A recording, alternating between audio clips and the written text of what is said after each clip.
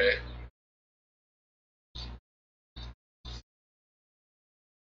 Oh, dude, I love the sound design of this game. Especially when every sound effect is playing at once. Yeah. How it was meant to be heard. Okay, okay.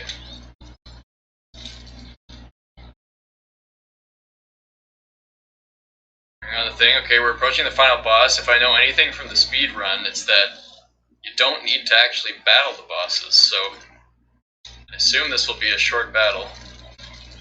Okay, there we go. There we have it. Wow. You can just choose not to? I forgot about that part. Yeah, you know, wanted to let players enjoy the story if they wanted. Yeah, for sure. And Their choice. There it is. I wonder when the clock stops. You get to see the head pulse. Hey, yes, we did it! It's me! And that couldn't be skipped either. Yeah, baby! I don't even remember when we recorded that. That was like, you were like late for your parking ticket was running out, and we're like, we gotta do this quick. And like, it was like the last shot of the day kind of thing. I like how this If the joystick and D-pad were reversed for this controller, it might actually feel good. Epic!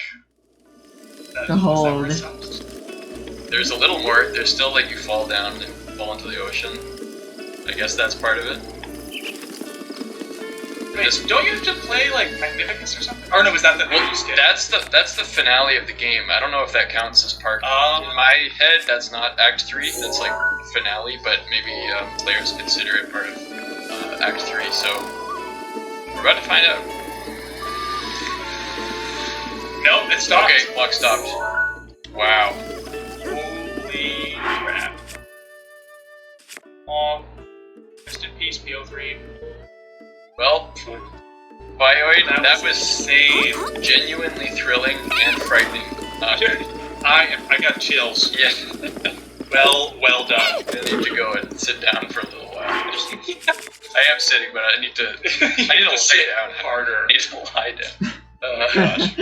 Yeah, that was incredible. Thank you so much for doing that. Yeah. And IGN for thanks for hosting us. Kevin is streaming all the you time. remember Sometimes Vega? screaming and streams Yep. an exception.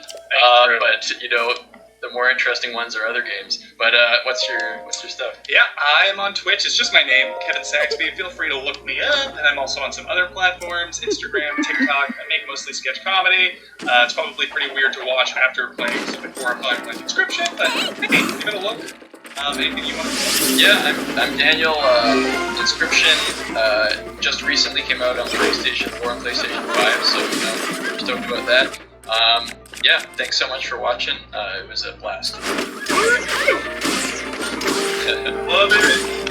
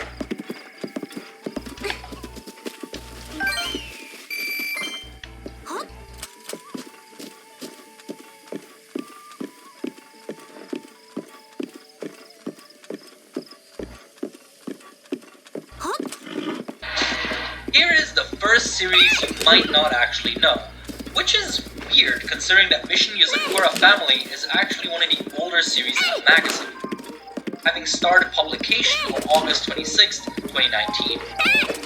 It follows the story of Tayo, whose childhood friend Mutsumi turns out to be the heiress to a family of superpowered The spies. Downfalls are only programmed As to Tayo enters the spawn world of assassins and if secret you're in the pawns, ground. battle shonen. But I'm not on the ground.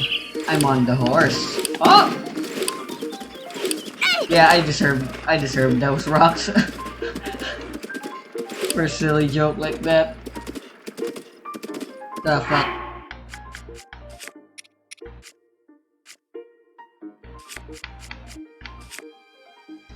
I don't have anything for this place. I need to go back. Shenanigans ensue. This series is not one I read regularly personally, but my general impression is that it is largely a fun and exciting shonen romp. What is most curious about the series, however, is how severely undermarketed it is. I mean, it's been running for 3 years and been received generally pretty well, and yet it receives almost no publicity in the West, not even from dedicated news and marketing channels. The most egregious example of this, however, has to be the fact that the series, despite being 3 years old and having released almost 150 chapters, has still not received an English print release. Viz has announced the first volume for Q3 of 2022. So if there is one series that really deserves a chance, it is Mission Yozakura Family, a series that did everything right and somehow still only received scraps. The actual underdog of Shonen Jump. Oof, that's a lot of series, and we still have plenty to go. Let's take a quick break and talk about how you can actually read all of these series, and how to best do it legally, if you so choose. Generally, there are two ways to read weekly Shonen Jump series. You either read them weekly, as the chapters come out, or you buy the collected volume releases. The volumes are an excellent choice if you like collecting and having the definitive version of a series. Volumes are compiled quite some time after the original chapters come out, and thus include corrections and extra materials not found in the weekly release. For buying volumes physically like this, you can find them the same way you find books, either in physical bookstores or online storefronts. My go-to website for buying manga is Book Depository, as they have international shipping and a pretty massive catalog. Hashtag not sponsored. Whatever I can't find there, I plunder from Amazon. Just to make life easier for everyone, I have linked the first physical volume of every series you talk about today in the description. So if you want to get any of these, that's where you'll find them. If they have an English physical release in the first place, of course. Note that these are affiliate links, so they also support the channel. I love you! If you want digital volumes, that is to say ebook versions of these volumes, then you can either buy them on Amazon or through the dedicated Shonen Jump app. Speaking of the Shonen Jump app, this brings us to the second way to read weekly Shonen Jump manga. Reading them, well, weekly. Let's first talk about how to do this legally. The Shonen Jump app I just mentioned is by far the best way to read WSJ manga legally. It contains a gargantuan library of every possible thing Weekly Shonen Jump has ever released. Hey woo, Editing Dennis here again. I realized that I made it sound like the app has literally everything Shonen Jump has ever released, and that is not true. So for clarity's sake, they have everything that is consistent with the Shonen Jump Online Vault, which is tens of thousands of chapters, but not literally everything that's ever been in the magazine. However, that vault is constantly updated, so more than likely whatever series you want to read is either already in the vault or is about to be in the vault. Yeah, just thought I'd clear that up because I don't want to give you any false hopes or impressions. The Shonen Jump app has a lot of shit, and 99% of the time they have what you're looking for if you're just a Western fan. But still, just for clarity's sake, it is not literally everything. Alright, Editing Dennis out. As well as select series from other magazines, such as Chainsaw Man Part 2 and Shojin X, which are both on the Jump Plus web service. The Shonen Jump app comes in two types, free and free. The free version lets you read the first 3 chapters and the newest 3 chapters of any series for free. The idea here is that getting into a new series and keeping up with your favorites is supposed to be entirely free. Moreover, new chapters are posted every week on Sunday, meaning that for series like My Hero Academia, this app gives you access at the exact same time as the Japanese chapters come out. No delay whatsoever. Now, all of the other chapters?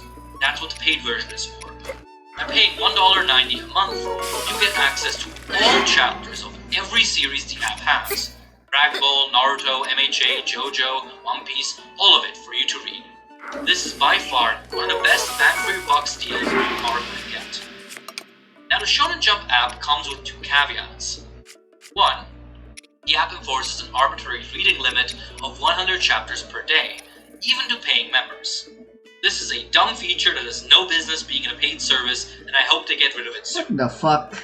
The second caveat is the bigger one, however. The Shonen Jump app is only available in these countries on screen. If you don't live in any of these, you can't use it. Technically. You see, the app is only region locked on the app stores of these countries, but it has no restrictions beyond that. So if you have an Android device, you can find the .apk file of the app online and simply install it without the app store. It will work perfectly fine. You can even use the paid version. That's how I use it, despite living in Switzerland, a non-canon country. But what if you don't have an Android device, or don't want to deal with shady APK files? Well, there's a global alternative, called Manga Plus. This app is also officially licensed and is available worldwide. It even features multiple languages besides English, including French, Spanish, and Portuguese. It, just like the Shonen Jump app, lets you read the first and newest 3 chapters of every series for free. So if you just want to stay up to date with your favorites, this is a very solid option. For any chapters besides the first and latest 3, those are also completely free to read. But only once. If you try to read the same chapter more than once, the app will instead redirect you to local websites selling the volume that chapter is in. You can distinguish whether or not a chapter is free forever or only once through these icons. Now, a quick word on reading manga illegally. I will neither link any illegal sites, nor will I judge you for finding them yourself. I don't know your life, your financial situation, or where you live, so I frankly have no business shaming you or judging you for how you choose to engage with this medium. I just want to say this. I believe that the options I have just illustrated are more than fair and reasonable ways to read manga legally, and I would implore you to at least try them out. They are available and well priced and absolutely worth a try, especially the Shonen Jump. If $2 a month for the entirety of Weekly Shonen Jump is still not good enough of a deal for you, I kinda don't know what to tell you. Thus, I would hope you at least consider reading manga in this way that supports the creators, circulates money into the industry, and shows those in charge that there is ample interest in your region. If you, however, insist to read manga illegally for whatever reason, then I would at least recommend you to seek out official scans on whatever website you use. Fan scans are generally of very poor quality, and you deserve better. If I have to see another fucking My Hero panel that looks like this, well, it should look like this, I might lose my mind. I mean, look at this shit!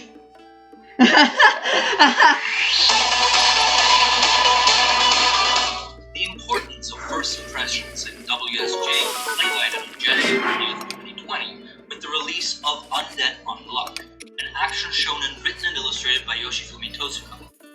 It follows the story of a young girl cursed to bestow terrible luck onto anyone who touches her.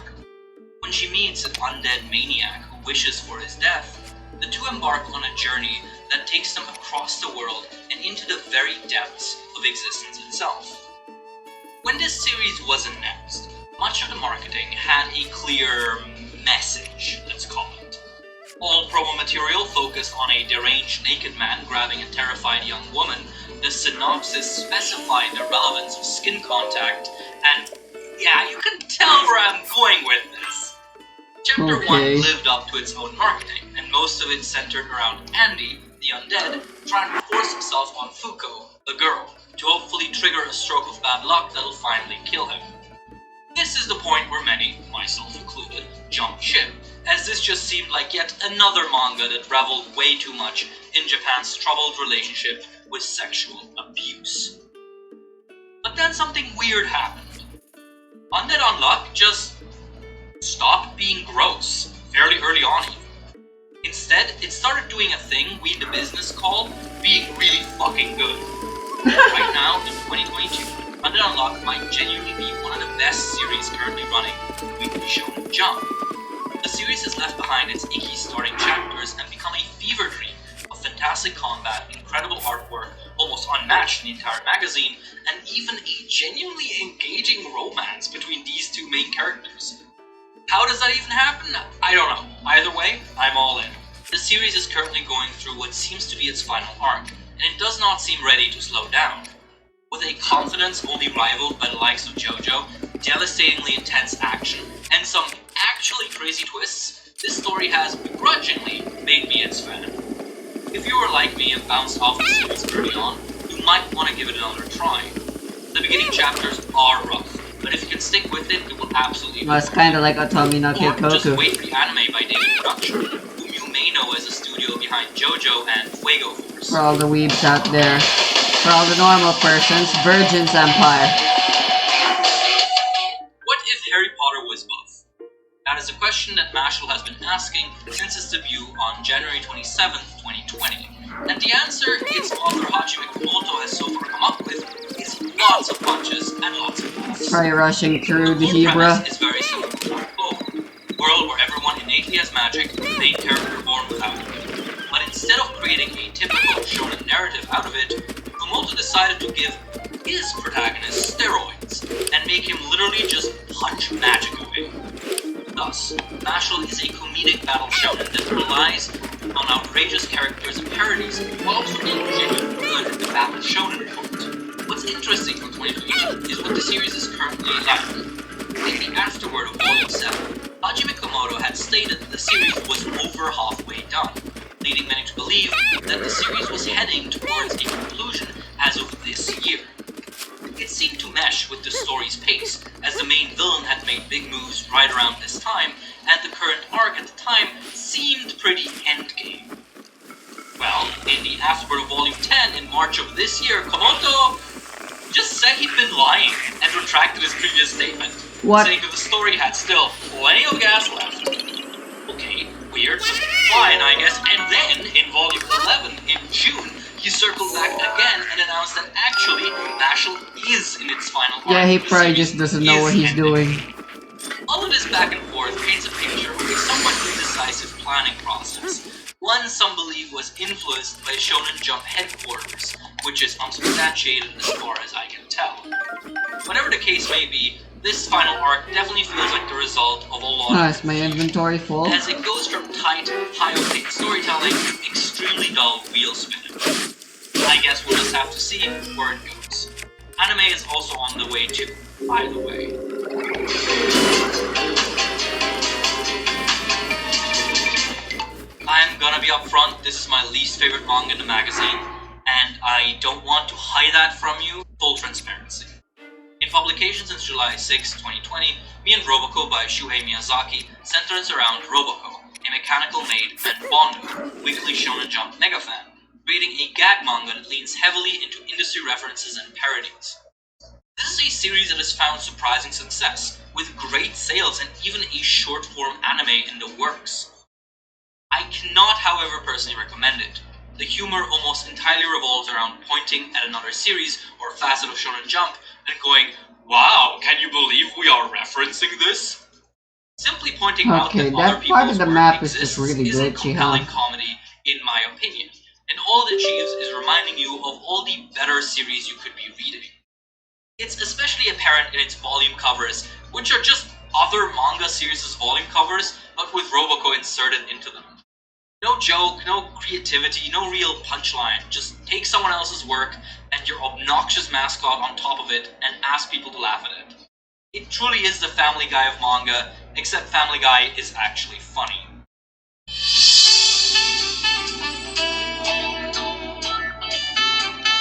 High School Family by Ryo Nakama is the only series in Weekly Jump right now that I had not touched before starting work on this video. Despite it having been in the magazine since September 7th, 2020, I just never really interacted with it. Having read through it now, though, I can say I didn't miss much. High School Family is about a young man who starts high school, only to realize in horror that his entire family has also enrolled into this exact school for increasingly ridiculous reasons. I would say more, but there really isn't much to say. This gag gets iterated on over and over again. Your parents are at school with you. The art is somewhat basic, with the dad having a very stylized face that can enhance the comedy sometimes. If this premise seems like fun to you, I guess I can recommend it, but personally, I didn't get much out of it.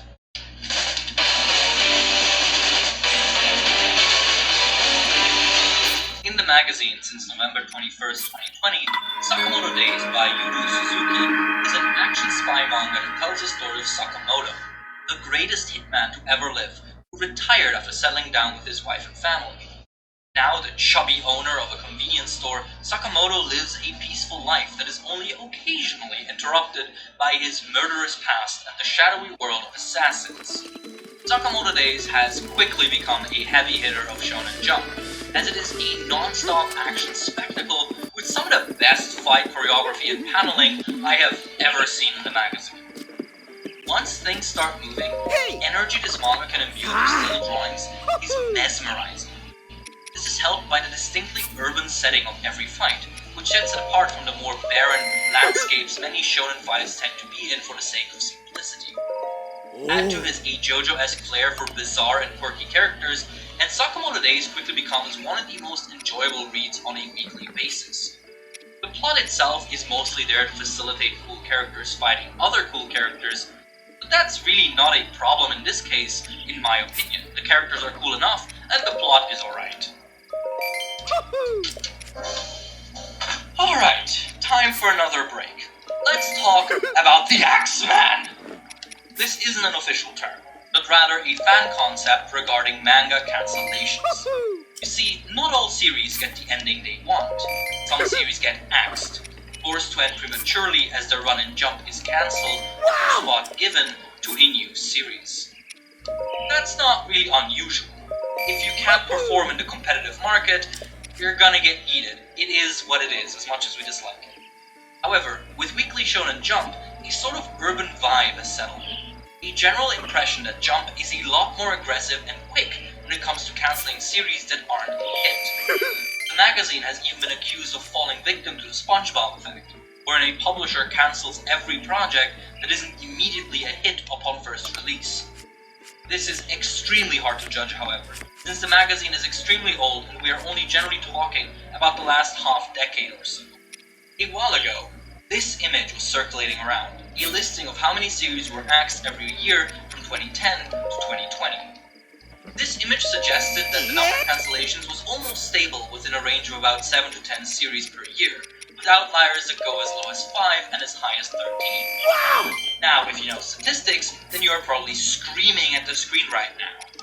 This is pretty vague. The sample size of 10 years is fine, but could be bigger, and most of all, there is no data source given. In fact, the original post doesn't even exist anymore, only screenshots of it. Thus, verifying any of this and how it was used to arrive at these conclusions is impossible. So unfortunately, this analysis of cancellations does not help us. So I just made my own. Let's first start by acknowledging that defining a series as cancelled is actually extremely difficult in the context of Weekly Shonen Jump. As far as the official marketing is concerned, no series ever gets cancelled, they simply conclude. The lingo of Shonen Jump announcements does not differentiate between a series organically ending and a series being forced to finish early. So in terms of official sources, we really have I don't care about Shonen, I'm just watching because it's an hour-long video by We need Oceanus. to come up with a working definition of what series to include and what criteria to consider. For this case, I decided to include every series that ran for less than 52 chapters. The reason for the specific number is that Weekly Shonen Jump releases 52 issues per year, and so 52 chapters would roughly indicate a run of about a year. Assuming that any series that ends before this was forced to do so is quite reductive, but it gives us something to work with. I will, however, exclude series where we know that they were intended to be short, such as things like Naruto's Extra Story or Jacko the Galactic Controller. This is, however, only a workaround. The only real way to determine accurately how many series were actually cancelled would be to read everything Jump has ever released and then judge whether or not the ending of each one seemed premature, which would be completely subjective and unscientific, not to mention the kind of monumental effort that would turn my brittle brain into dust. So for now, this imperfect approach will simply have to suffice. Now we need our sample size. I'm going to source the data from the easiest available place, Wikipedia's list of all titles to ever release in Weekly Shonen Jump, handily listed with start and end dates already. But how long of a time span should we look at? We could just do everything, Ow. but A, that would maybe actually kill me, and B, we would run into the issue of changing eras. The conventions of entertainment are in constant flux, and it's very possible that long-form manga were not nearly as common in the 1960s as they are now. Our 52-chapter definition only works within a median ecosystem similar to the one we have now, so going too far into the past will supply us with useless and misrepresented data. So I think we just double the sample size of that Reddit image. Instead of 10 years, we do 20, which puts us within an era of media consumption that I understand, while still being a hefty enough chunk to be somewhat representative. Since 2022 isn't over yet, let's make our range end in 2021. So, we'll be looking at the years 2001 until 2021, counting every series that ended before reaching its 52nd chapter. A bit of editing magic, and voila! Oh god.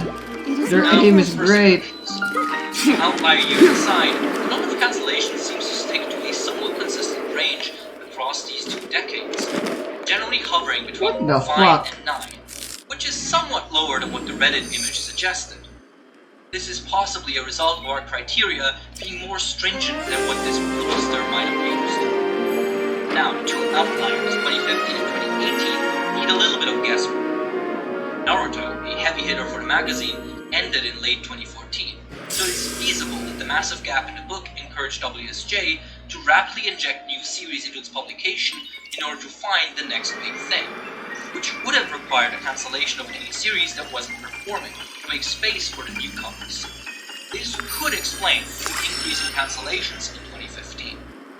As for 2018, we don't have a big name series ending to point towards, so we need to look somewhere else. In 2017, the leadership of Shonen Jump underwent a change, as Hiroyuki Nakano took over as editor-in-chief, the big boy position.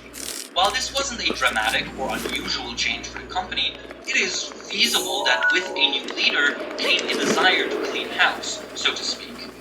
Additionally, 2018 was when the Shonen Jump app, as well as the global Manga Plus website, were launched, so maybe that led to a more pronounced curation of the magazine, as it would now be easily accessible to a much wider international audience. Both of these are complete shots in the dark, however. All the data is available in the description, so if you want to make your own interpretation, correct something that you think I may have made a mistake on, or even use it for further investigation on your own, go right ahead. It's right down there for you to use. But let's get back to the main question. Has Shonen Jump become more aggressive in cancelling series? Well, looking at these numbers, no, I don't think so. Outliers aside, there's been an increase in cancelled series since 2016, but even so, it's still in line with previous data. While there are clear peaks and valleys, this graph doesn't give us the means to definitively say that cancellations have become overall more frequent. For additional context, 2022 is nearing its end, and we've only had 4 cancellations so far. So it doesn't look like this trend will continue either. But that's weird, right? For as long as I've been active online, there's been this idea that Shonen Jump has become more trigger-happy with the axe, that any and every series is always under threat.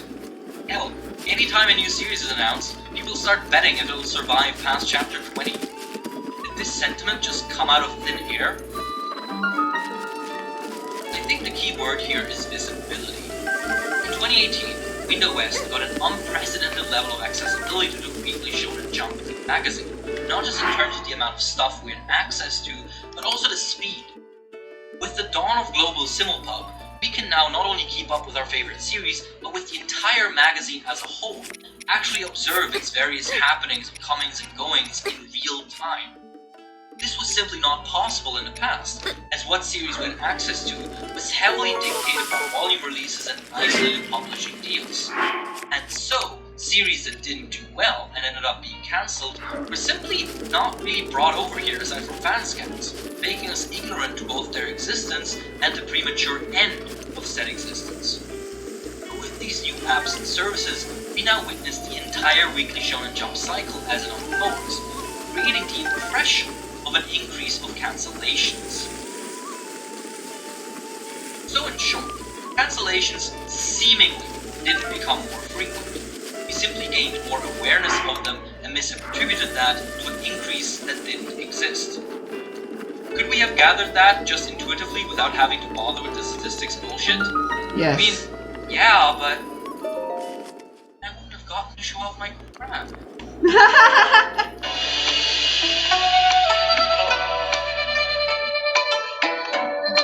2021's first series in this video is The Elusive Samurai. I thought as much anyway as well. Of that year. It is written and illustrated by Yusei Matsui, who you may know from their previous series, Assassination Classroom. Elusive Samurai is however not a bizarrely heartwarming tale of students bonding with an alien, but instead a historical one, chronicling the events of the Kenu Restoration, a period in Japanese history situated from 1333 to 1336. Specifically, it follows the exploits of a real-life figure, Hojo Tokiyuki, the heir to the Kamakura shogunate who has his birthright ripped away from him in a bloody uprising. The story thus follows the young lord's quest to free the land from a violent usurper and gather allies along the way. Now, the historical part of historical manga is both less and more literal than you may think. On one hand, the story plays fairly loosely with its real-life source material. Hojo Tokiyuki is turned into a small child with the elusive ability to be extremely good at dodging. His guardian Yorishige Suwa is a creepy angel being that tries way too hard to be as likable as Toro-sensei. And this guy has an anime waifu. As you can tell, it is overall a much more humorous and energetic retelling of his history. On the other hand, however, it is almost religiously dedicated to inundating the reader in dates, names of historical figures, and tangential anecdotes regarding its history, to the point that even despite the humor, it can at times feel like an illustrated history lesson. Moreover, the series doesn't exactly find crazy new ways to communicate this information intuitively, so the manga will often resort to war diagrams and text flows. This is probably my biggest issue with The Elusive Samurai, personally. It is extremely dense of information that doesn't feel all that beneficial. Additionally, while there is lots of info here, the broader context of Japan's history is often glossed over and left opaque. This may be a consequence of the series being mainly targeted at its domestic Japanese audience, who would likely know how to fit the info they are getting into what they already learned in history class in public education. But to a Western reader such as myself, the manga creates a situation where I am drowning with vast amounts of hyper-specific historical information with no context as to how and why that information matters or fits in with any history I am actually familiar with. The result is a sort of confused apathy on my part whenever the series begins talking history, which unfortunately constitutes a fairly sizable chunk of it. That aside, however, Elusive Samurai is pretty fun. The jokes land surprisingly often, and while none of the main characters are all that memorable, there are plenty of extras and side characters that are just bizarre and interesting enough to make up for it. The actual plot is hit or miss, but it currently makes me feel incredibly numb. Still, if you like fun and educational stories with a pinch of samurai, give The Elusive Samurai a shot.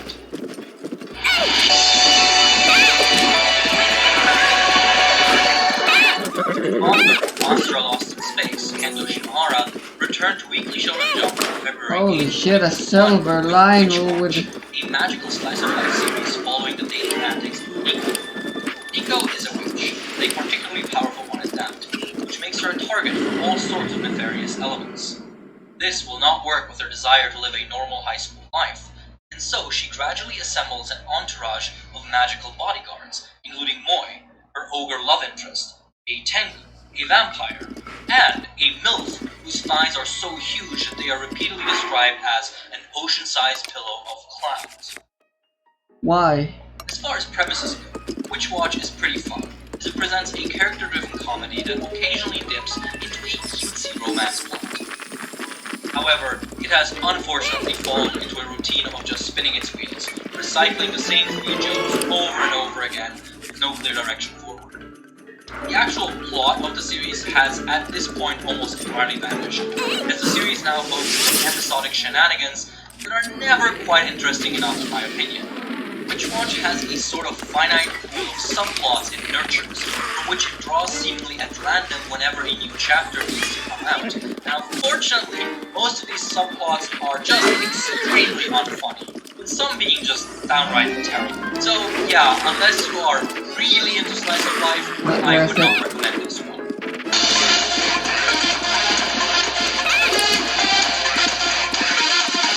Ujimura entered Weekly Shonen Jump on April 12, 2021, the romantic sports series Blue Box. The story follows Taiki, a badminton player who falls in love with Shinatsu, a basketball prodigy, as they now must untangle their feelings while nurturing their athletic ambitions.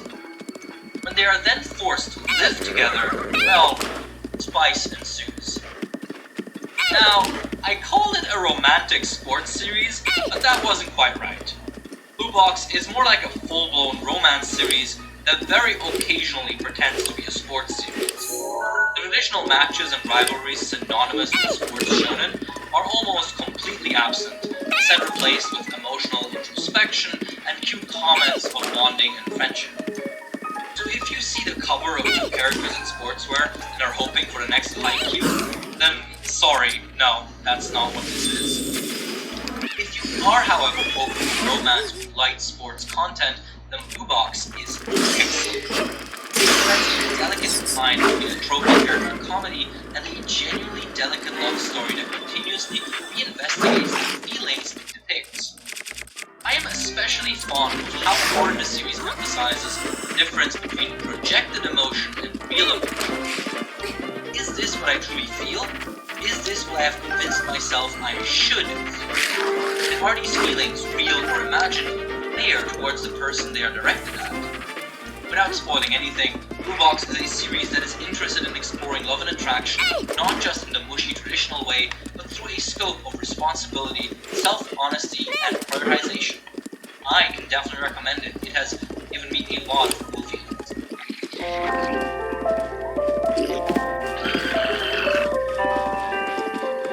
Musical manga are not exactly common in the Weekly Shonen Jump of the 2020s, and yet here we have just that. PPP, or P6, by author Mapolo 3. In the magazine since September 17, 2021, P6 tells the story of Lucky Notogami, the youngest sibling of a 7-children family of musical geniuses. After his father divorces his mother and takes Lucky's 6 siblings with him, turning each of them into superstars, Lucky is left alone with his mom and her abusive relatives. When he now discovers that his mother only has a year left to live, Lucky decides to rise to the ranks of the musical world and join his siblings on the world stage, so that his mother can see them all perform together at least once before she passes. This setup is understandably very emotionally engaging, and if that is already all you need to hear, go for it. My personal experience with the manga was unfortunately nowhere near as emotional and great as this premise suggested. While the initial idea is very touching, music is inherently an ephemeral concept in manga, as the lack of sound in the medium creates a barrier between the subject matter and the reader. Indeed, it needs an anime adaptation. As a whole. I'm just saying that I personally could not get over that barrier, as the frequent mentions of Lucky's talent and the genius of his siblings fell completely flat for me, because I had no way to understand or conceptualize the actual level of their performances. This isn't helped by the visual aspect either. The series has a very stylized look that does give it a unique edge, but unfortunately leads to a lot of visual clutter, especially when combined with the series' creative but often messy page layouts. Despite my issues with it though, P6 has amassed a very dedicated fanbase that performed very well in terms of sales, so this might just be a case of your mileage may vary. There are even fan-made recommendations of what classical music to listen to while reading each chapter. So if any of this sounds like an experience you'd like to have, go check it out. I guess I can recommend it even if it wasn't for me.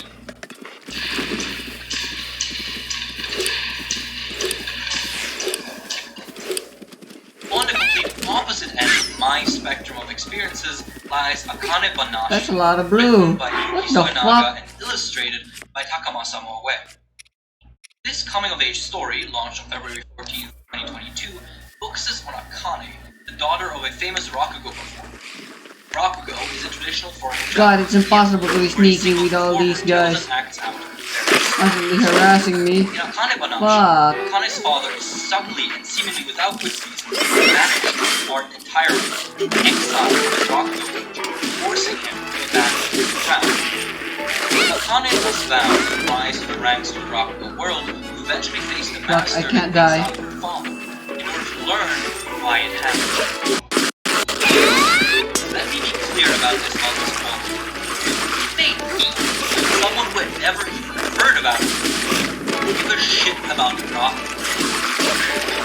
Akane Banashi is by far one of the best newcomers magazines in ages, in my opinion. Its character-driven shonen narrative effortlessly blends comedy and drama Oh my god. into a really satisfying package. The series manages to teach the reader about Rakugo continuously. It never fails to understandably explain how and why a particular performance works or doesn't work. Much time is dedicated to exploring the theater style of various Rakugo performances the story introduces, and it's all done in a very digestible and very fun way, which is in contrast to some of the other series we've talked about.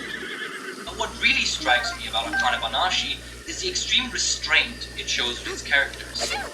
Shonen, as a children and teen-directed medium, can often simplify and exaggerate human characteristics in order to communicate the story. Here There it is nothing comes. wrong with that, but it does mean that many shonen characters can act in extremely binary and intense ways. Antagonists and obstacles are often unreasonable. Not so in Akane Banashi.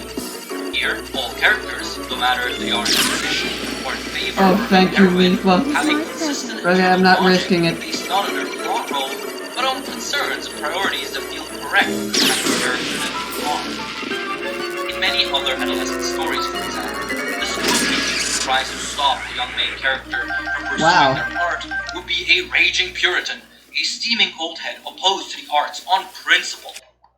But in Akane Banashi, that teacher is simply and realistically concerned about that career path viability, imploring Akane to consider it thoroughly.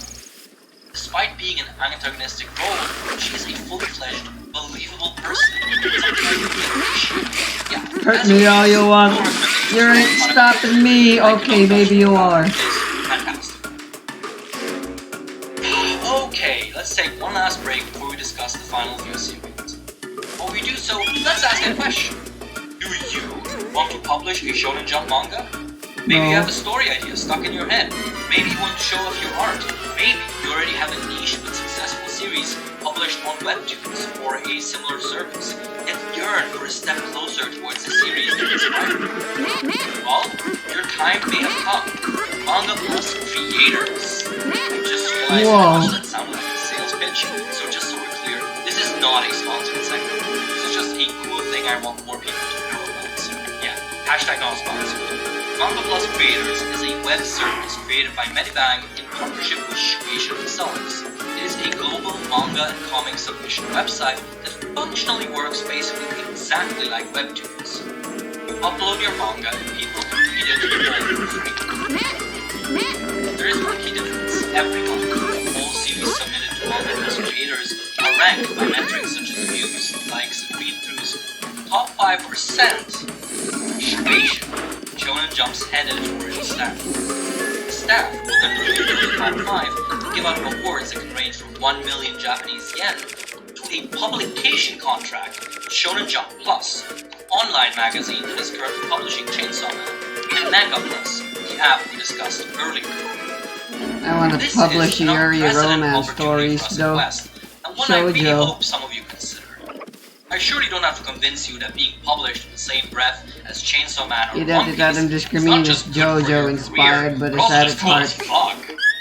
Now, I A want to mention shoujo. that since the service is extremely new, we we don't have many monthly awards yet given. So if you prefer waiting to see how successful this service and the series it nurtures can actually be, that is a very fair concern to have. As for anyone who might be interested, I'm sure you have some basic questions, which I'll go over real quick using the website's FAQ. Where did the hopefully rest of alleviating the some freaking worries. horses go? Can I upload my series even if I already published it on Webtoons, DeviantArt, etc.? Yes, that is completely fine as far as Manga Plus Creators is concerned. Note that any other website your work may be on, like Webtoons, may have their own rules about this, however, so do inform yourself on that beforehand. Also important to note is that according to their FAQ, it is allowed to upload your manga even if you've already published it professionally, as long as no copyright is violated. In this case, however, your manga may be excluded from the monthly awards.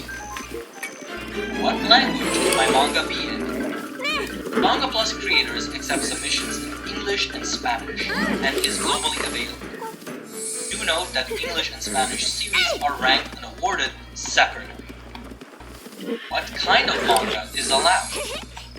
In terms of quality and polish, anything goes. As long as the art and text are intelligible, you are good to go on that front. As for content, this service is subject to submission guidelines. Most of these are pretty basic stuff. No hate speech, no encouraging of illegal activities, no literal posting of the recipe for meth. You have to be kind of careful with violence and sexual content. Manga Creators Plus will only accept works with the suitable for all ages rating. This, however, doesn't seem to be very strict, as the monthly winner for September, Gender X Border, has loads of partial nudity and ecchi content. So it's not really a ban on mature content, just a barrier that will force you to find workarounds and metaphors to tell the story you want to tell. Is this a little Sounds hypocritical limiting. from a magazine that happily publishes this? Probably, but it is what it is. Limitation breeds creativity, and I cannot wait to see what you come up with. I hope this cleared up some immediate questions. I'm I already have linked the limited enough service after in the this, any more description, so check limitation out would just their be FAQ bad. yourself for a moment. And while you're there, my little sister has actually submitted her work to the service as well. So if you feel like it, check out Mirror War on Manga Plus Creators, link in the description. It's a fun read. Again, not sponsored, she's just, literally my sister.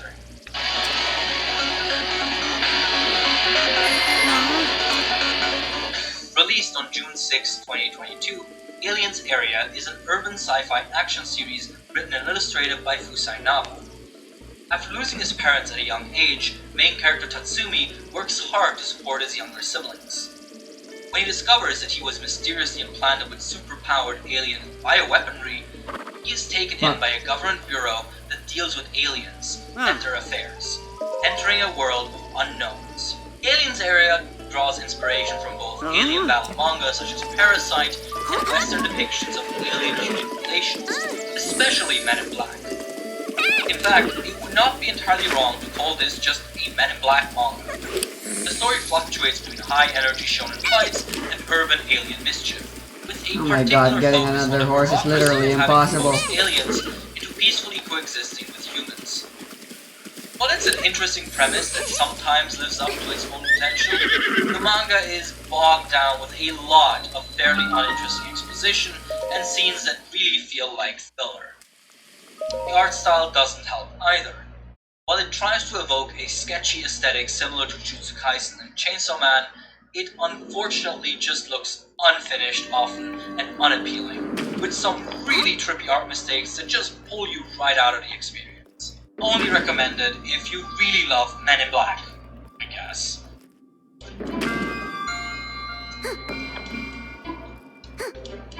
Surely you should wait to get this over that gap somehow. This year is Ruri Dragon by Masaoki Shinto. Ever since its debut on June 13th, 2022, this cute story The about a Shrines of girl Pain. discovering that she's half dragon has received general positive reception as well as great financial success. Its first volume has already started selling out in various outlets. It's no wonder. It's a light but overall very confident slice of life that very much falls into the cute girls doing cute stuff category of manga, amplified by the fantastical twist of a dragon girl slowly discovering her various abilities and superpowers. Which is why this next paragraph is so painful to say. Ruri Dragon is currently on an indefinite hiatus, having only released 6 chapters so far. This hiatus was brought about by the author's poor health, and has so far no end in sight. What the heck is up with mangakas and their health? Situation. A young author who previously gained fame for the incredibly well-received one-shot Count Over finally gets to be fully serialized in Weekly Shonen Jump, only for his health to immediately deteriorate and force him into an indefinite hiatus. Yeah, what the hell? The silver lining here, if you really want to see one, is that such an agreement was even possible with such a new author. Shindo was not forced to simply abandon his new series, but could instead have the situation accommodated within the magazine. That is, I guess, kind of a good sign. The first released volume is listed as a Jump Plus volume, so Ruri Dragon may actually be getting transferred to the web-based magazine to profit from its much less stringent release schedule. I hope he recovers soon. It's a real shame seeing something like this happen.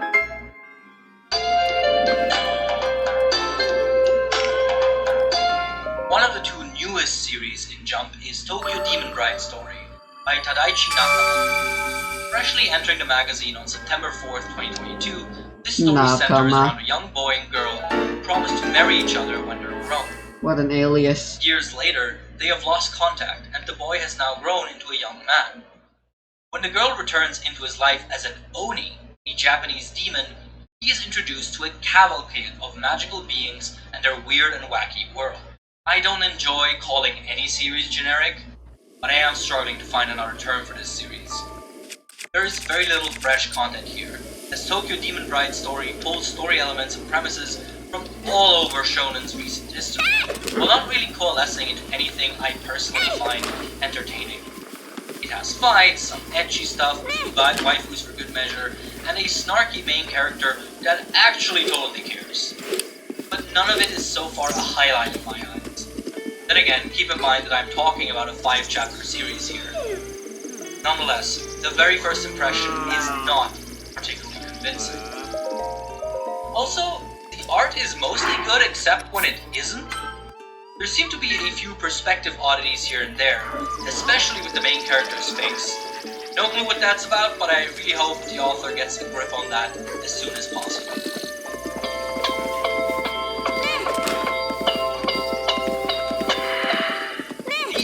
You're working on Weekly, do you really have time for storyboards?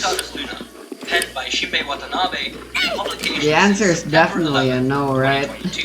That's the only explanation as to why character art is always so fluid, we'll say. In return, she vows to find the snowman's original these body manga publications. non-snow glory. As far as premises go, Inkan Luna has a lot going for it. Its world is magical and fun, and the series makes it a point to highlight its bizarre and interesting aspects and creatures almost immediately. Additionally, magic as a world-building tool as opposed to a big power system, which is a very cool concept that Weekly Shonen Jump has seen a few times, but rarely allowed to succeed. So this series may finally be the magical adventure romp some, myself included, are craving. Unfortunately, some issues have already manifested themselves in the 4 chapters the series currently has. Namely, oh my god, it's a real has a spear. really nasty tendency to skip over some of its most interesting concepts.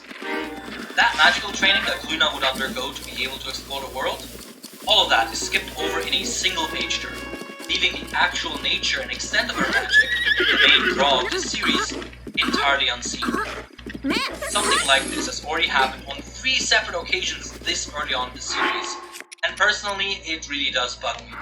Either way, this might be a series worth keeping an eye on, as its adventure type is very reminiscent of early One Piece. Phew! We did it! Following Weekly Shonen Jump is a lot of fun. It can often get reduced to just the One Piece magazine. But as I hope you've seen today, it is the seedbed for many varied and cool creative works.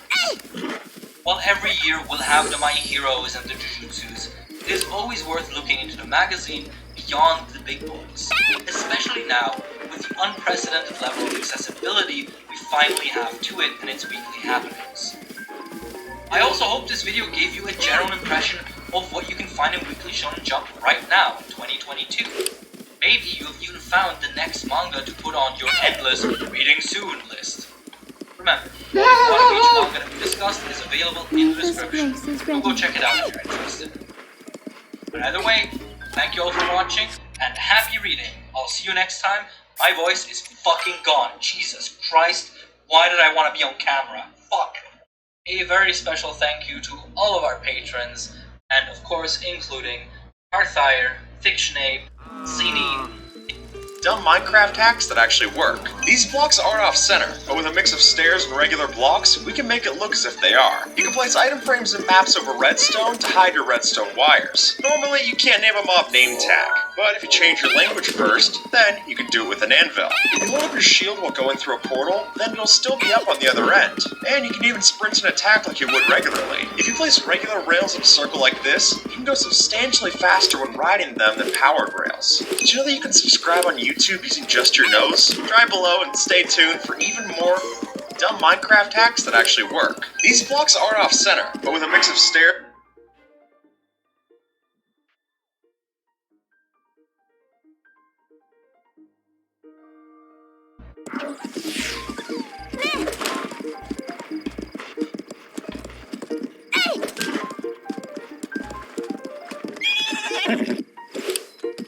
It's not a talus. It's actually just a normal rock. Oh my god. I can't trust rocks anymore. With this mod. So I'm happy to report the Froglight business is still going very, very well, and all of that stone is going to be put to good use, although not in this episode. There's going to be some secret stuff happening on the server here and there, and hopefully eventually soon you will get to see that. Eventually, soon, one of the two. Anyway, today we're going to be working on a bit of stuff around the ruins here, because I haven't managed to build a huge amount of this stuff when I've been out there building stuff for other people, building stuff like the Great Bridge and everything, and I really want to move out of this room, because I'm running out of ceiling space. Sooner or later I'll have to expand upwards if I keep storing stuff in here, but really, I want to make things a bit more organised. I want to set up a more permanent storage room, and some folks in my comment section and in my Twitch chat had the bright idea of building some sort of catacombs around here, some place where maybe it's been a kind of a mortuary, it's been, you know, a tomb of some kind, but in reality, in the way I'm going to be using it, we can maybe store some of our goods there, we can store some of the supplies that we're going to be using to build stuff. And around here, there's actually a really neat dugout area of the terrain where this kind of leads into some pretty shallow caves. And I'm thinking, what if we repurpose this area as a kind of catacombs? Imagine that the people who have had this town have had to, you know, somewhere around here, and I think it'd be kind of central to the area. Maybe there's some like more important families who are buried here or something like that. Instead, though, we can use it as a place to lay out some chests, and I'll grab a couple of chests to do a quick example of how we can lay this out. So I'm thinking we need some stairs around here, because stairs are going to be really good for kind of shelves and separating out the chests while still allowing you to open any chests that are below them. And let's maybe dig out this wall a little bit more, just so we have a little space to work with. This is still pretty close to the surface, so this isn't necessarily where I'm going to be building this, but this is really just an example, right? So if we end up with a kind of shelf like this, maybe 5 wide, and then we can put chests on it, except we're not going to be putting chests this way round because the, you know, the lock part at the front is going to be showing. Instead, we can reverse them and put them in from a different angle. So the chests are really going to be looking like this. They're going to be coming in from the back like that, and then when you combine the two of them, then they make something that looks a little bit more like a casket of some kind, except of course that's going to be where we store all of our dirt and stone and that kind of stuff, right? Obviously we can do the same from this side. All we need to do is hook the chests up together like that, and then in the center here maybe we can have some kind of supporting pillar, a bit of stone brick, maybe some polished andesite. I feel like that look kind of snazzy. So, you know, with chests like this lining the walls, and maybe some of them can be broken up, maybe some of them can be recessed a little bit so that we can end up with double chests and use the space more effectively. Yeah, perhaps we end up with something like this as potential other options as well. One of them has been pushed a little bit further back, but since there's no blocks above that, we can still open it. These two are large chests side by side so that you can't necessarily see the latch on the front, but you can still access materials. As long as there's something like slabs or stairs over the top of it, you can still open those up, and then we can have a vaulted ceiling over the top of the entire thing.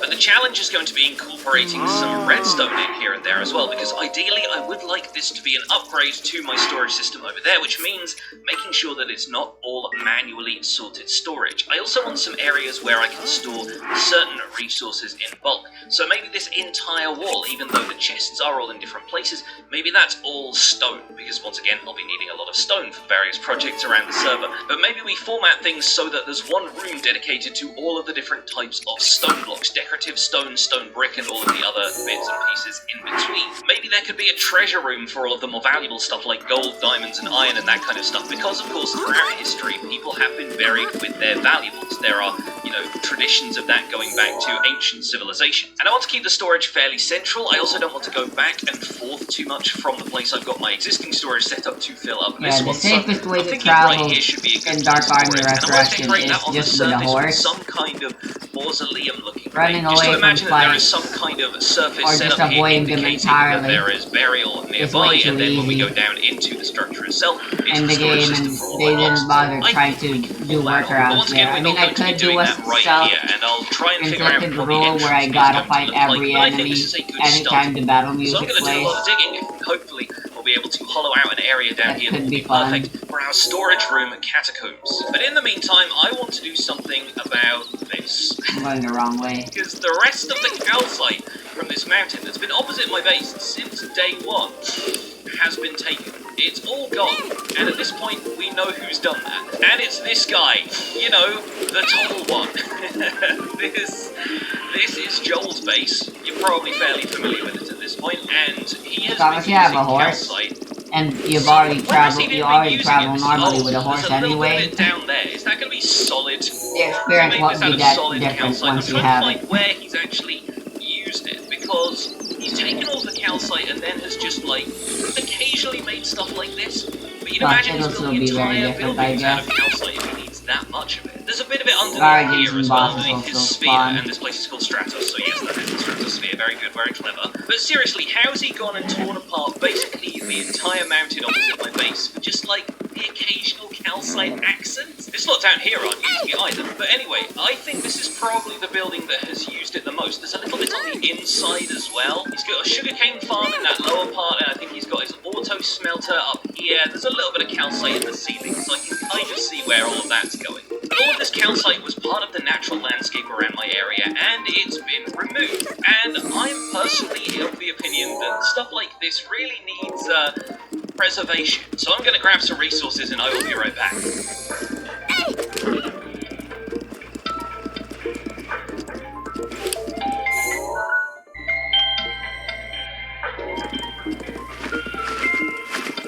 I guess I can go back to try to get that.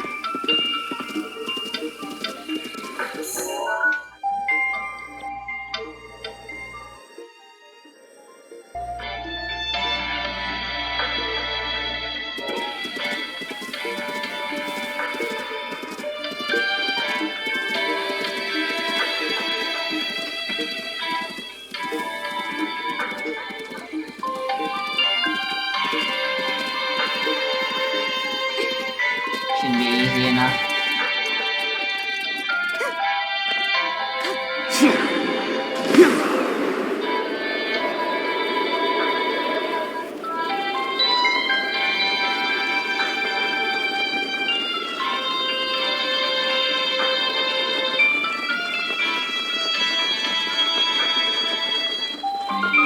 After all, Rivali makes everything trivial.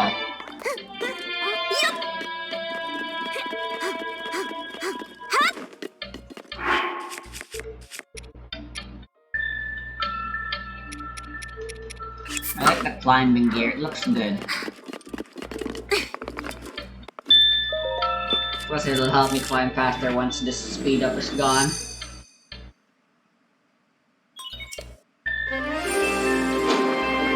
Well, I think this should get the message across. It is unfortunately raining here in Stratos Purely right now, but utilitarian I in think nature, this but is a pretty big statement. In fact, I would kind of love it, to be fair, because the connected glass kind of makes it so from certain angles you can't really see It's a glass case around here, and I would personally love it if Joel ends up flying towards this thing and just splatting his head against the side of it like a bird hitting a window with his brand new wings and everything. Anyway, if he chances to look down, oh my he gosh, doesn't see the episode giant 7 and face, still he no might at least a light have to his eye every towards member. these gold, which This are obviously definitely part isn't of this Hermitcraft, as alright? well, like, you know, it's a gift as well as a prank in a way.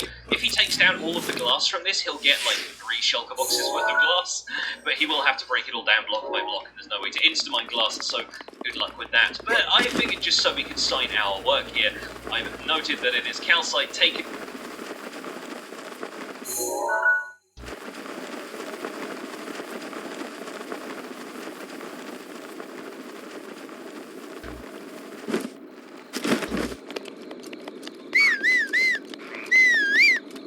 From Pix's Mountain by Smallish Beans, July 2022, and hopefully that sends something of a message. It has had the bonus effect of turning the bottom of this into a little bit of a mob farm. There's a bit of dark area underneath the island itself, which might spawn the occasional mob, and then of course, down here on the ground, there's not quite enough space for this to be completely a mob farm, and he's obviously taking some precautions in the surrounding area, like to fill stuff up. But, you know, the occasional zombie, the occasional creeper might end up directly underneath this thing, and that's his problem at this point and not mine. But in the meantime, I have been on a bit of a quest to acquire some calcite of my own for a couple of things, and considering that there isn't really much calcite around my place anymore, and I didn't want to use that for a build anyway, I've been heading further out into the world to a couple of places that I have far-flung nether portals, just so that I'm not really disturbing anybody's backyard when I come to collect a little bit more calcite, and we can always use some of that in this area to put that calcite vein back into the mountain. So I kind of want to do that. It's pretty clear from the chunks that are left here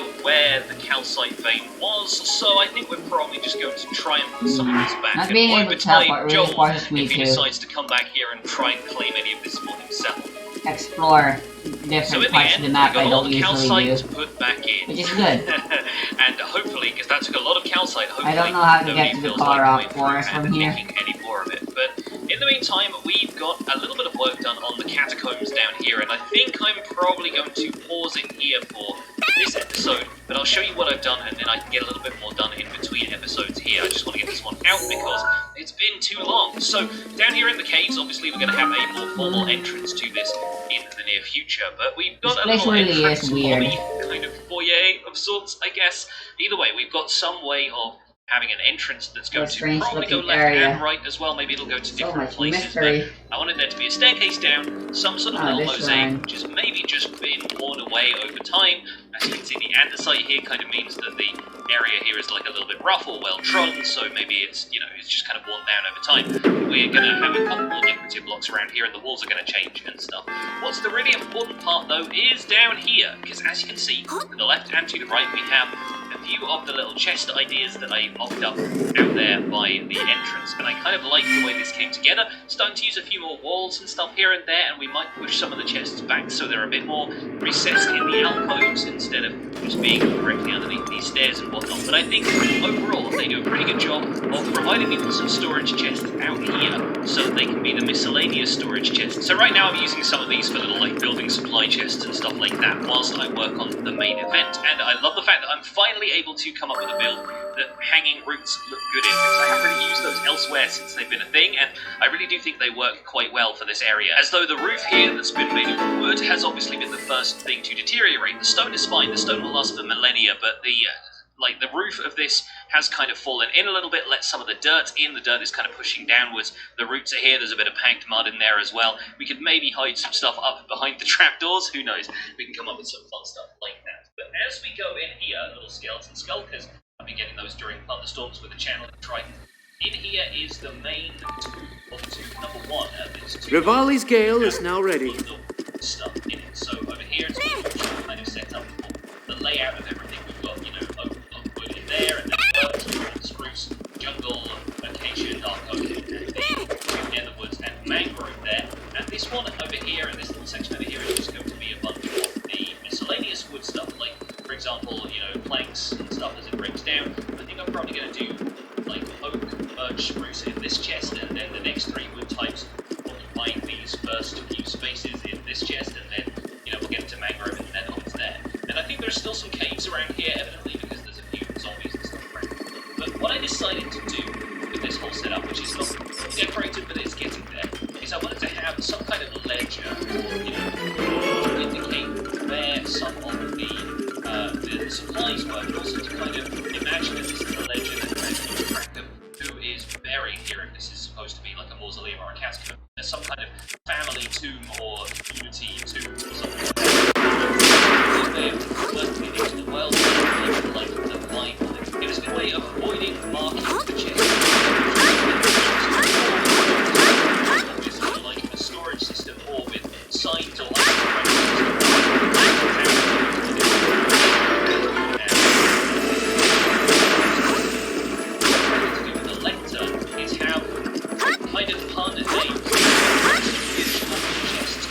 Nice. Stuff, for example, like on the left,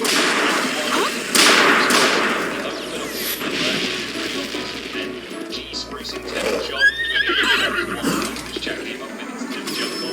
It's pretty bad. And then Miss Akira Benson, where you get an idea, and obviously there's nothing there, but right-hand side we start selling it.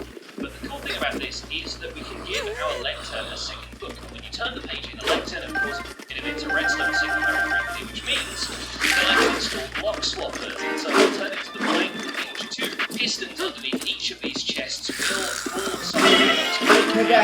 These blocks will pop out from the bottom, which means that we can actually have it still coded like our storage systems as well. Dangerous. So we can't push every single block in the game. So stuff like moss, for example, I don't know how I'm going to store that, or think of something unsure, and then grass blocks are probably going to turn dirt underneath that. But I feel like we can use that in some of the major tools for specific types of resources, like we can have the stone types and the mossy cobble and all of the other different types kind of arranged around the room. Like, then all we have to do is flip this back to page 1, which has the catalogue of the catacombs, but then all of this stuff gets put into place and the storage replaced by the stone. Let's do that real quick so you can see all of the block swaps in action.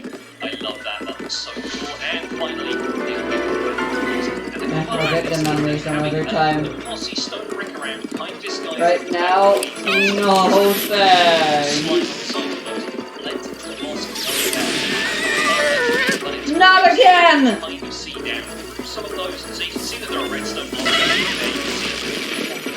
but as you're looking at it from the entrance here, you kind of can't see redstone there at all, unless you're really sticky distance. So I'm very happy with that. I think it's very, very well. It is dimly lit in here, but it's my pleasure. Lanterns and some of the light here where it's not necessary, but I want to make sure this was at least lit up so you can see it. Yeah, like down here, I don't know. It's like having all of this still on, thanks to the fact that the mods have spawned at 0 light as of a little more love and attention paid to the walls and the ceilings around here. I think this place could look fantastic. And of course, I wanted to have a pretty regular layout so that we can keep things organised, and because a tomb like this would pretty much have to be fairly organised. But there's a lot of detail we can pack into a space like this. I'm looking forward to it coming together, but of course, it's going to take a lot of work, so I'm going to have to spend a lot of time working on this. Not to mention, I need a design for the outside as well. So I'm going to be camping in my little hole in the wall for a little bit longer, and hopefully we'll get some stuff figured out in between episodes, and I'll be able to come back with a fully fledged storage system for you folks. But for now, that's where we're going to leave it for this episode of Empire. Auto-save. I hope you've enjoyed, and if you have, don't forget to leave a like on the video for me. Subscribe if you want to see more, and I'll see you I don't folks want soon. Hikari Take care. dying. Bye for now.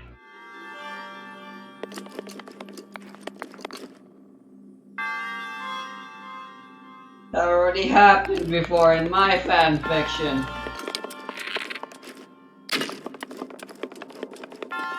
And it's not even supposed to be an arcade joke, it's supposed to be another blue reflection joke. So a lot has changed Hikari's around name. these parts, and honestly, not a lot has changed here. A lot of it has changed elsewhere on the server. We have a couple of skeletons. We have a new person, or well, maybe an old person.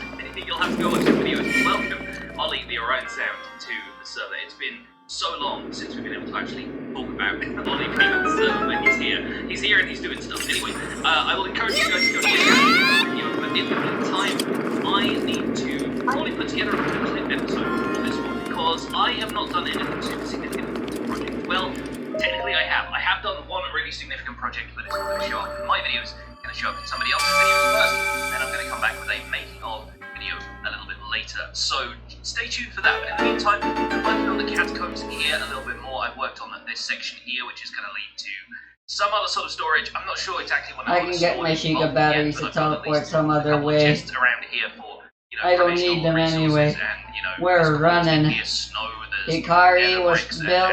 Hikari. Prismarine, stuff like that. So I'm getting there. Hikari's telling us one thing, and that's running away.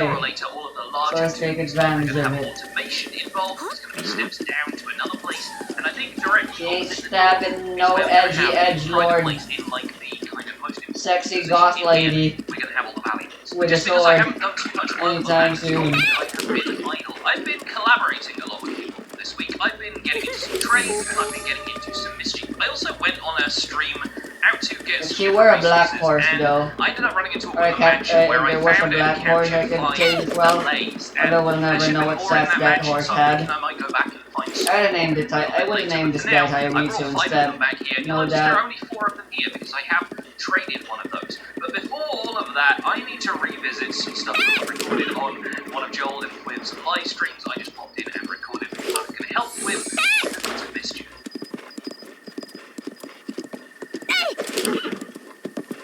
Sorry, I didn't leave enough. I didn't leave the right sort of room for like a left turn in the.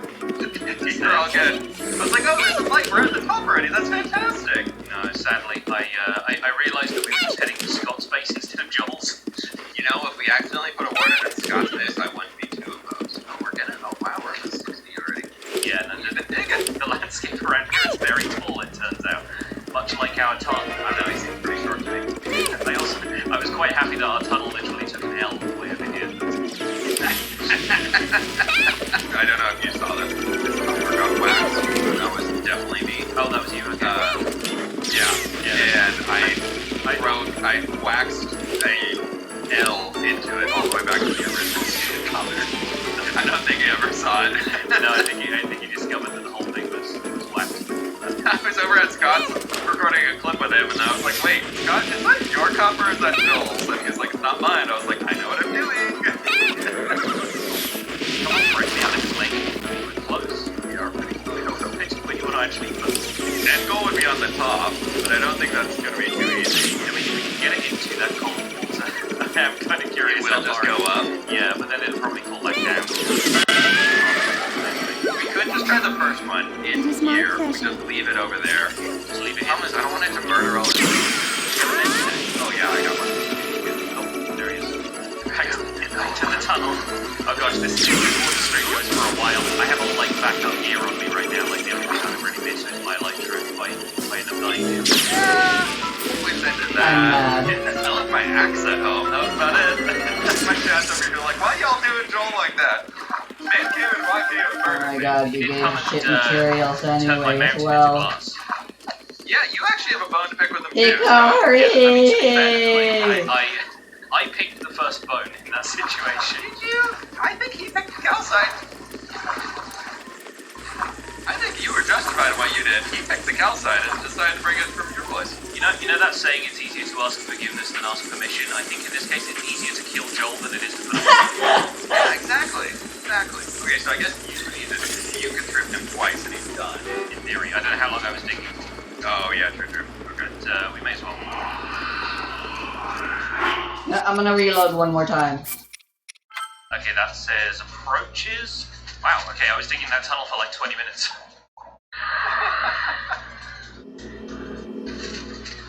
Yeah, we have been at this for about a half hour. There he is. Where is he?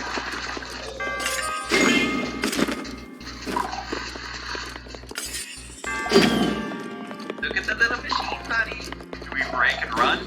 I guess so. We've probably got to like, yeah, make sure he's running after us. So We need a big zap. but just footsteps will be enough. He'll hear us. All right, he's sniffing. All right, he's on the stairs. Okay, go. Oh, He's on his way. He's on his way.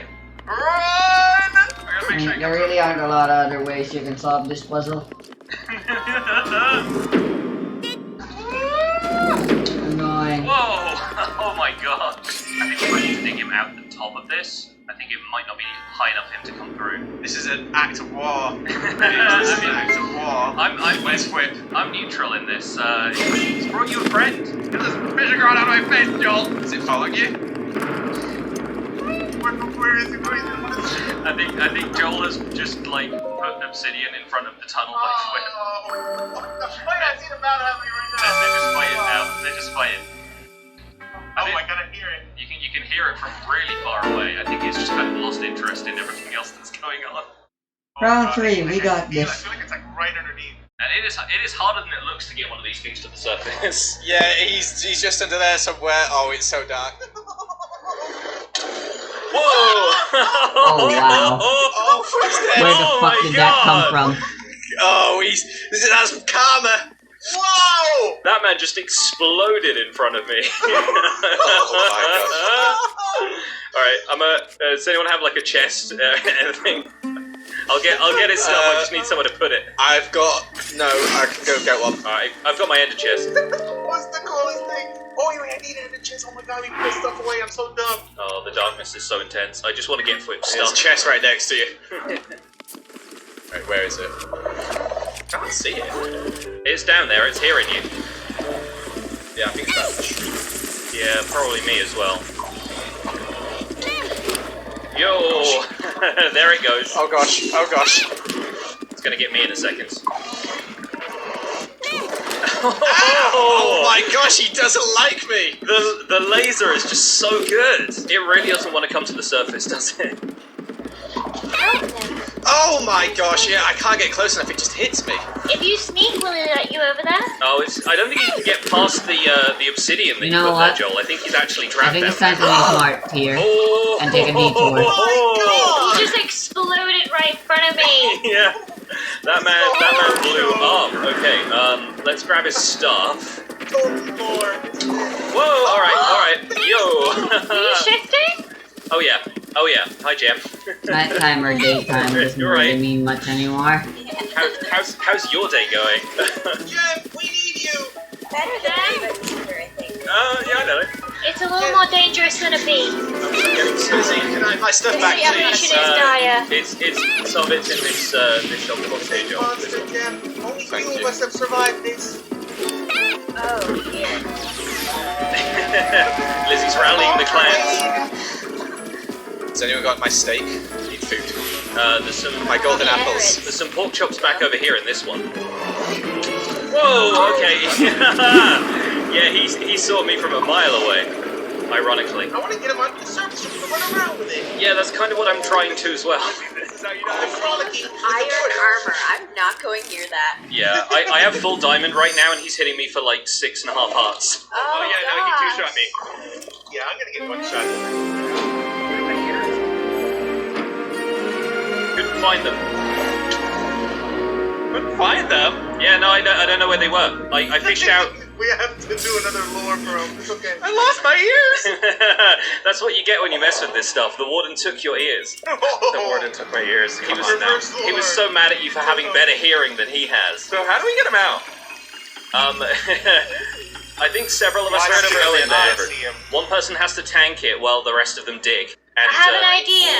Right there. go on, Lizzie. That's good. TNT. I knew it wasn't To blast open a hole.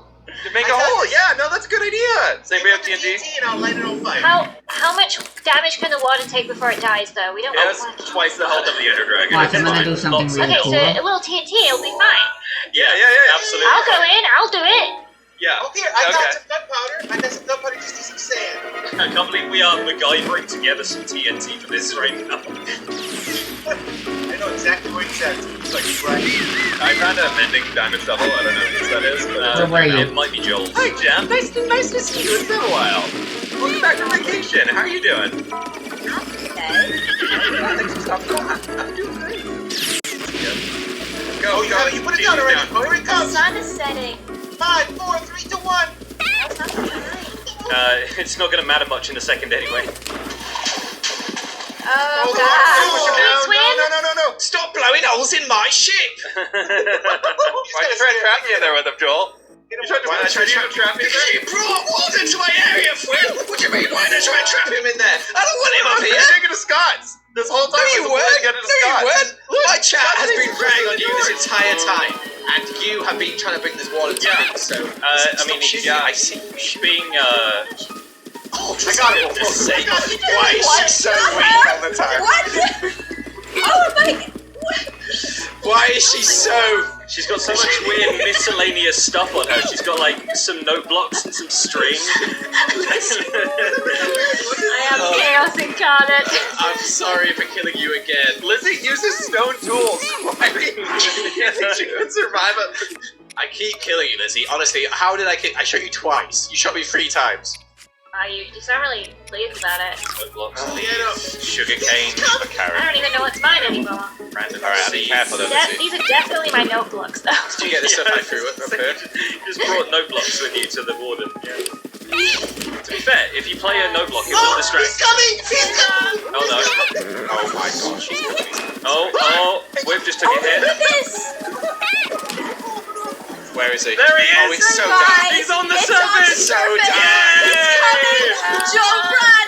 Oh my gosh, alright. Oh, Pix, run! I'm running. Oh, this is so good. I hate it.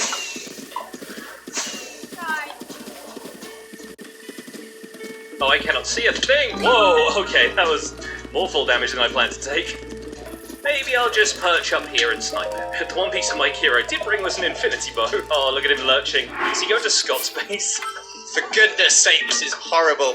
What's Lizzie doing? I think Lizzie wants to make friends with it. Yeah! It's down!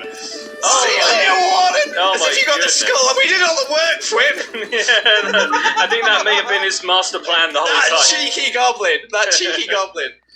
Alright, I think this was a success. Mission accomplished. Well done, everyone. Good battle. Good battle. Great battle. Thanks, everybody. He's leaving from his little cheeky hole!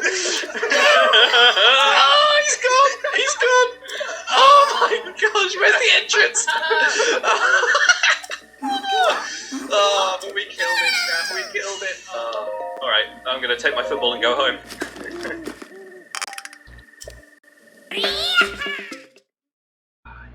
So hopefully some of that went the way you wanted. Oh, actually, I wanted the warden head the whole time. I was ready to tell you that part of the plan. Chat was going to spoil it. Yeah, I was pretty sure that was part of your master plan to begin with, but that was pretty epic. I'd say like group events. we should get wardens to people's faces more often. Yeah, that worked really well.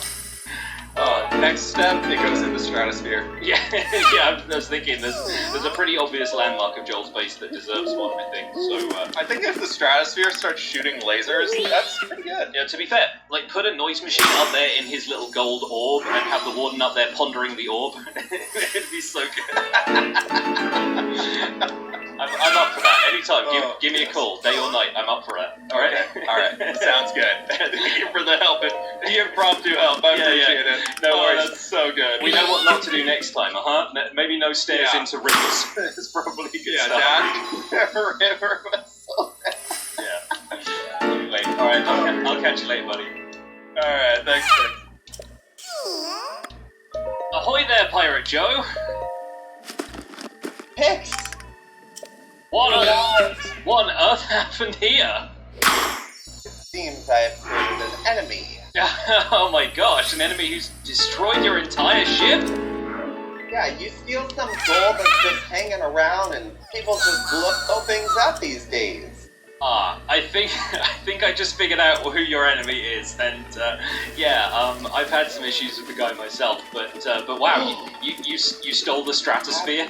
Yeah, it was just hanging around, and I fell in love with a girl, and she needed some gold, and I gave it to her, and Tale as old as time. Yeah, I feel you. So it seems like you need to do a little bit of rebuilding. It's time to fortify, okay? I can't be looking like a lowly pirate with just some wooden docks and, I need to Yeah. So, all the time. Yeah, well, thank you for doing that. I have a lot of this stuff for you. That seems to be the kind of stuff you need.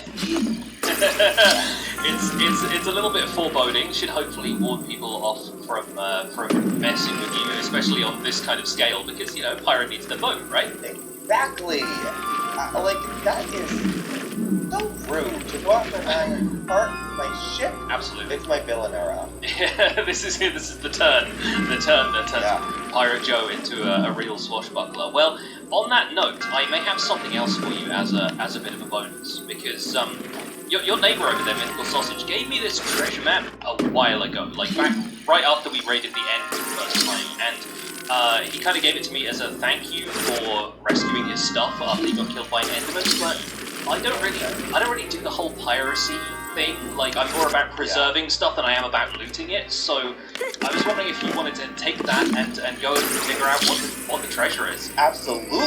Thank you so much! So, this is incredible. I can't call this. I mean, it might not happen today, but it will happen someday. Yeah, looking forward to that. In the meantime, can I return the favor? Yeah, please. I'd love to. I hear you're trading in Prismarine. That seems like something I'm yes, into. Take what you will. Come on in. And I have fish. Oh, the fish, even better. Yeah, no, let's take a snack away. Let's try the local food. But yeah, no, I'd love to get some of this. I think this is going to be perfect in like some ruined buildings. I can imagine Prismarine just kind of being like, ancient monument material. Just kind of makes a lot of sense, right? Yeah, take whatever you need. Cool. I'll take a few stacks of each. I think I'll just grab a little bit of that. I know the dark Prismarine is kind of difficult to get hold of, so I'll take maybe 2 stacks of that, and I think we'll be good. Yeah, go for it. And you know what? Sea lanterns go really well with frog lights, since I have the frog light trait. I forgot about that. I might have to do some bits for that. Yeah, absolutely. We can figure that out another time, because obviously you've got your hands full right now. But if you want some nice lights to adorn the top sails of the boat, then I think the frog lights are going to look great on there. Great idea. Oh, yes. Busy pirate, let's get to work and find his land. I mean, you've had a day. It's pretty clear you've had a day, so I'm going to leave you to it. I can stash the rest of this in my chest boat. Not quite as grand a vessel as you're going to have once you're done rebuilding, but good luck with that. Thank you, Pix. I will never forget this. And if you need any help with our common enemy, let me know. I'll let you know next time the 11-foot god happens to have beef with me. let's leave it there. All right, I'll see you soon. Okay. Farewell. Hello. Hi, how you doing? Good day. It's so hot and humid here. Yeah, it really is. Yeah, you get used to it after a while. I hear you have frog lights. I do have frog lights. Would you like to buy some? If you have frog lights, I have amethyst. Oh, perfect. Yes, I've been needing some of that. Okay. What kind of frog lights are you interested in? There are 3 kinds. Ooh. They're all in here. Do I have a... Ooh, I like the pearlescent ones, please. Yep, go ahead. Take a stack of those if you like. 1 stack of pearlescent frog lights, and you, my good sir, can have 2 stacks of amethyst shards and some amethyst clusters as a little bonus. Oh, lovely. I like these, actually. They have a little bit of like light they give off, so I'll definitely use those. Yeah, I'll find some good places to stash them, I think, yeah. You okay there? Okay, well, thank you so much for the frog lights. These are gonna really light up my kingdom. Thank you. Looking forward to seeing you. Bye. Bye. Oh yeah, you should come visit. Oh yeah, I really should. At some point, yeah, I need to come over and visit. Is it Animalia? Animalia, and it's Critter City Animalia. I'm the mayor, and I will formally invite you. Oh, thanks so I'll much. take very good care of you. You probably won't die, but I can't promise that. Okay, sounds good. Yeah. Bye. See you soon. Ahoy there! Dang it, I got a goat horn earlier and I didn't bring it with me. Oh no, the goat horn! I brought something else with me instead. Is he still here? Let me throw this up in the air. There we go. He's here! Yeah.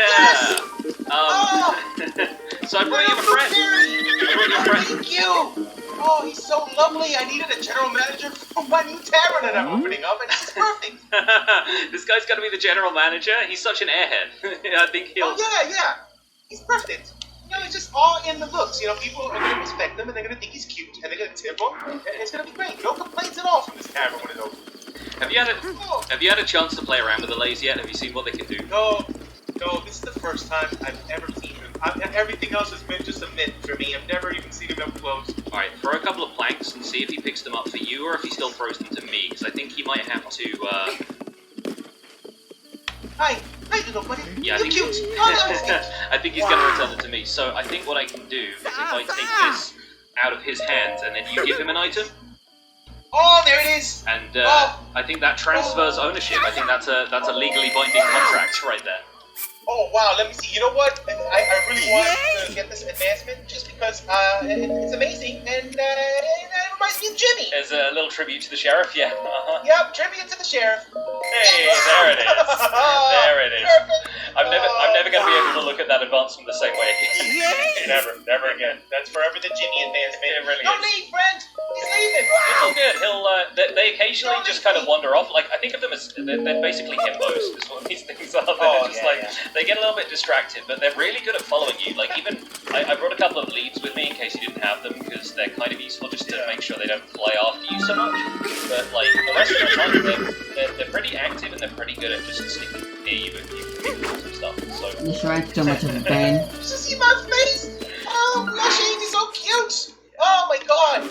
Oh, this is the greatest just thing unlocking ever. it. You know what?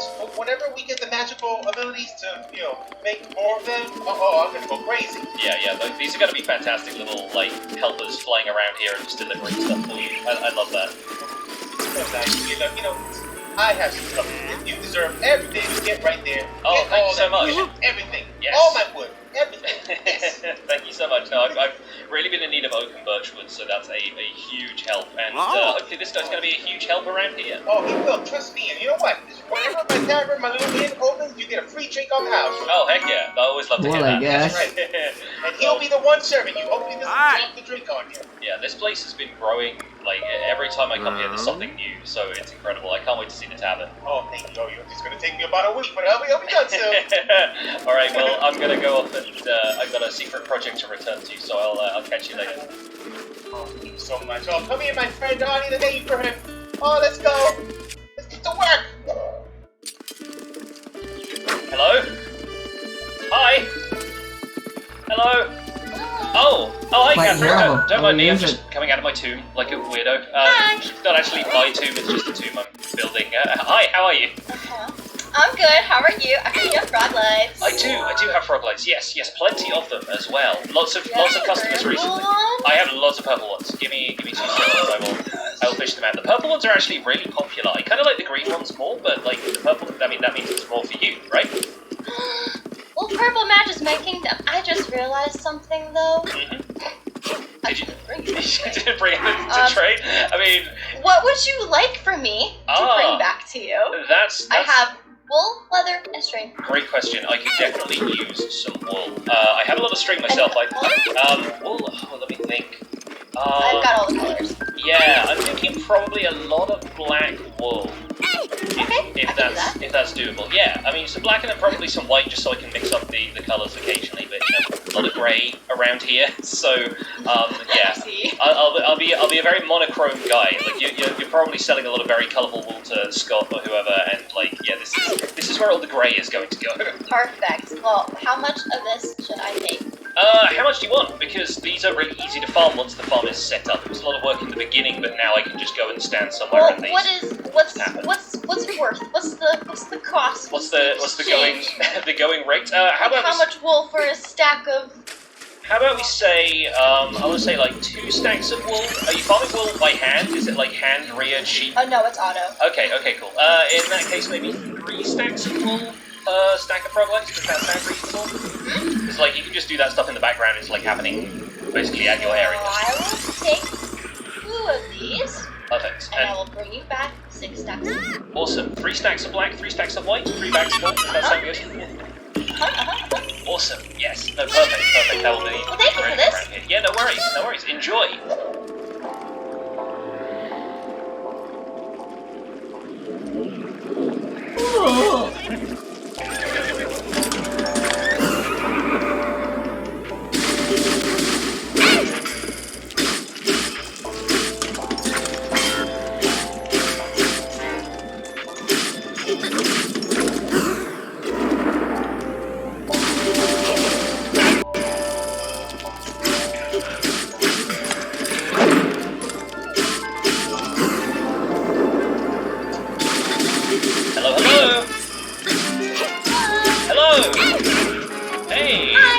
finding your will for you. Oh, lovely, thank you so much. Nice place you've got here. Yeah, I think I'm seeing a bit of a grayscale kind of vibe over there as well. What's going on? Well, bye.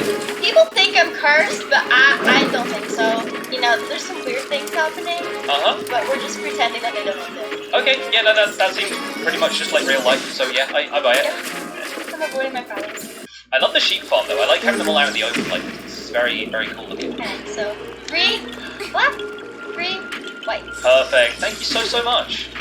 This is going to go a long way, believe me. This is going to be, yeah, lots of carpet, lots of wall decor, and yeah, I kind of want to take a look around. But if there are curses, maybe I should.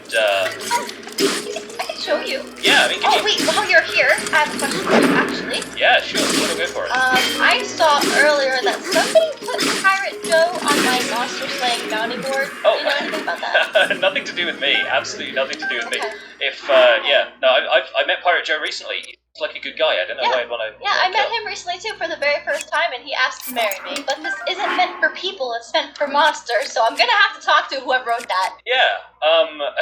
And I guess this is Thwip wanting you to kill the warden rather than Thwip and the warden. And... Yeah. See, we did that. We tried. I failed. So that's to be done later. Yeah. Sure. Yeah. No, absolutely. Put it off until you've got the right opportunity. I feel you. But yeah, it's very it's gloomy outside. It's raining. This place looks much nicer when it's not raining. Yeah. But I mean, this is the Glimmer Group. You got some zombie noises happening around here as well. Should I not disturb that? Okay. Love the castle.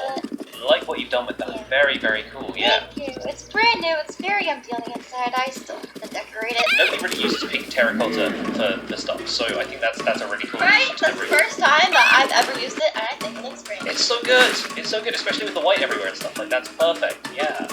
Absolutely. Very, very nice. Well, I'll have to visit another time because I'm sure you've got lots of stuff to do, so I won't take up any more of your time. Well, thank you for the frog lights. Yeah, no worries. Thank you for the wool, and yeah, hopefully the weather clears up soon. Very gloomy. I feel like it's trying to tell me something. Yeah, it's telling you to get some sleep, I think.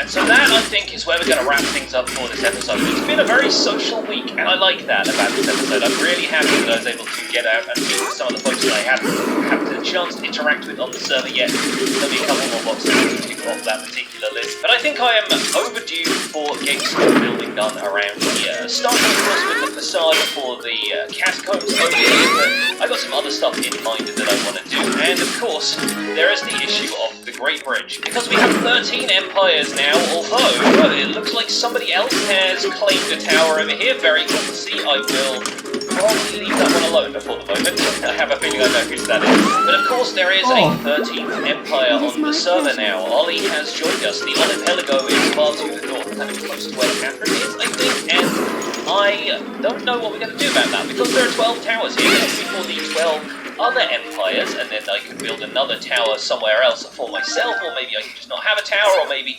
because Ollie ended up being here before or after the rest of us. I'm not sure how the timeline exactly works out, but maybe he could have another tower somewhere out here. I'm not sure. So I'm going to spend a bit of time thinking about that, and if you have any pet theories about what could happen, maybe leave them in the comments below. But that is where we're going to wrap up this episode from Empires. I do hope you've enjoyed taking a look at all of these fun little collaborations that have been going on in between some of the builds that I've got planned, and hopefully you'll be back for more pretty soon. Don't forget to leave a like on this video if you enjoyed it, subscribe if you want to see more, and I'll see you folks soon. Take care. Bye for now.